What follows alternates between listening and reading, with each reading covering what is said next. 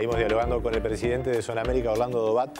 Efectivamente, Uruguay compite en el mundo y busca captar inversión. Lo logra cuando se compara con años previos, ¿verdad? Uruguay viene creciendo.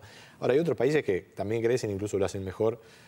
En ese plano, mirando a la interna del Uruguay, los empresarios en distintas encuestas han manifestado un deterioro en su percepción del ambiente de negocios. ¿Cómo lo ve el presidente de Zona América? Bueno, no es mi tema. Vamos a empezar por ahí. No quiero, digamos, polemizar en temas que no son mi especialidad. Yo le diría que lo que veo, sin lugar a dudas, es que no se está invirtiendo en los sectores donde hay que hacer inversión. O sea, se está hablando mucho de la logística. Se invierte poco en la logística desde el punto de vista del Estado, desde el lado del Estado. No hay, digamos, se anuncian planes, se anuncian programas de parte de la Intendencia de Montevideo. ¿Qué es lo que hay? Nada.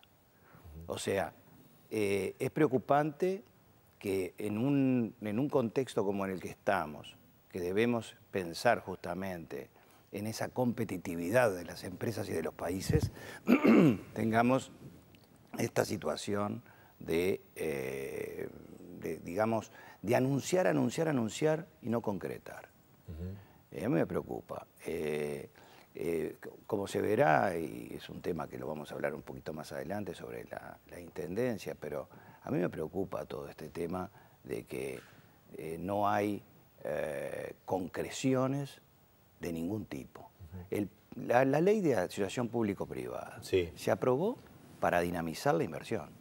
Parecía que estaba la excusa de que no iba a haber inversión porque no se aprobaba la ley de asociación pública-privada. Ahora la tenemos.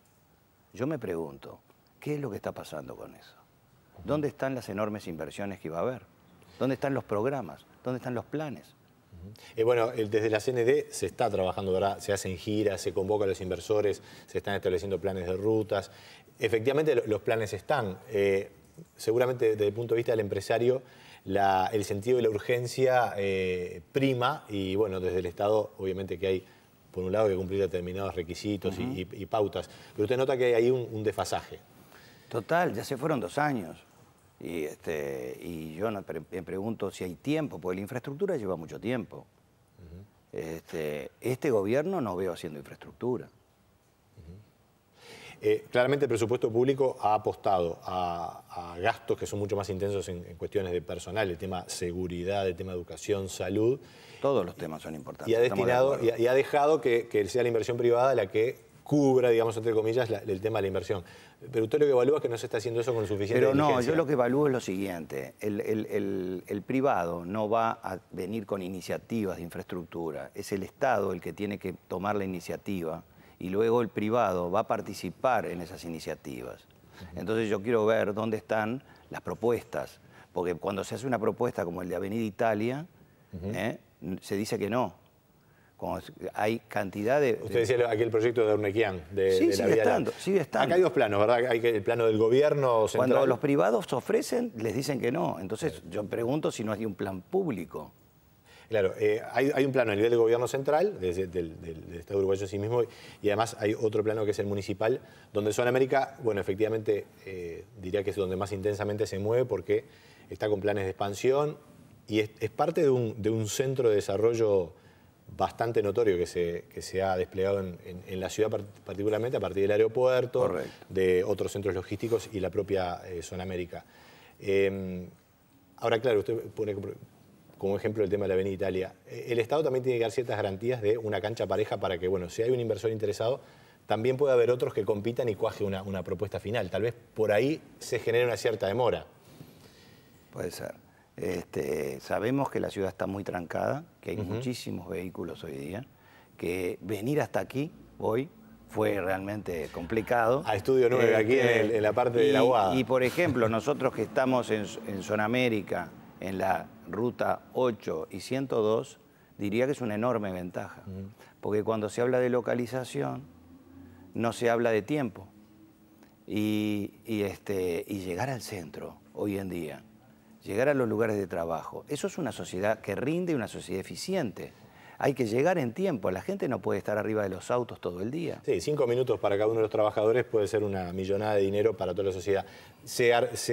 Finalmente se concretó, por ejemplo, el perimetral. Eso Correcto. es un avance importante. Un avance importante que se hizo ya en el periodo de Rossi, donde trabajamos juntos porque facilitamos el paso del anillo perimetral por tierras de Jacksonville, donde todavía no se ha hecho digamos, fue donación de Zona América.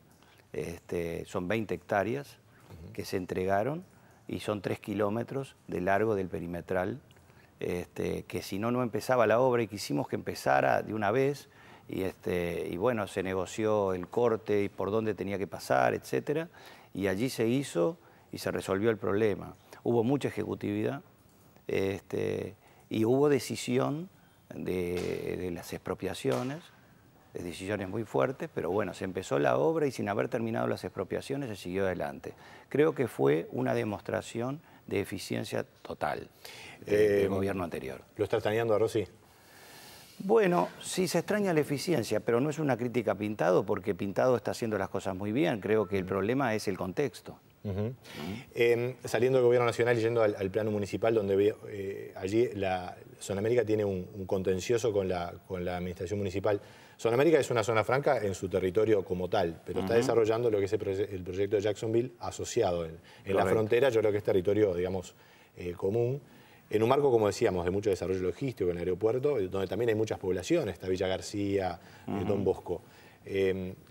Una negociación que se había entablado con la Intendencia durante muchos años, que venía avanzando, en esta administración ha tenido un cambio. ¿Por qué es importante para Zona América Jacksonville?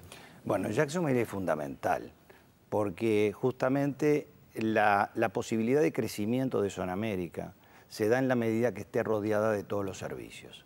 Hay servicios que se pueden hacer adentro de una zona franca y hay servicios que no es posible pensar en que se puedan hacer en una zona franca.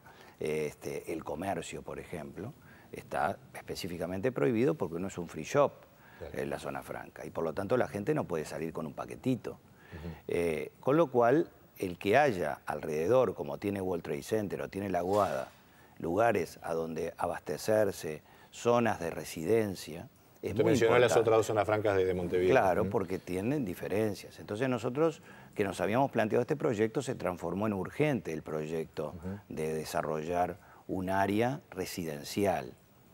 Esa área residencial, además, yo diría que tiene características muy particulares, porque se desarrollaría en una zona muy deprimida, donde existe Don Bosco, Villa García, zonas que todo el mundo conoce, si es que las conocen, pero que pueden pasar por allí y verán que son zonas pobres, pero ordenadas. Diría que son de trabajadores, de obreros. Después sí hay unos asentamientos ahí cercanos, uno de los asentamientos más grandes. Vemos una buena cantidad de los habitantes de Don Bosco y de Villa García trabajan en Zona América. Se les da posibilidades de trabajo. Llegan en bicicleta, llegan caminando muchos de ellos o llegan en transporte público. Lo que me preocupa a mí es la visión que tiene la Intendencia de este proyecto, ¿no? Porque la Intendencia, creo, muchas veces uno se pregunta qué es lo que está pasando.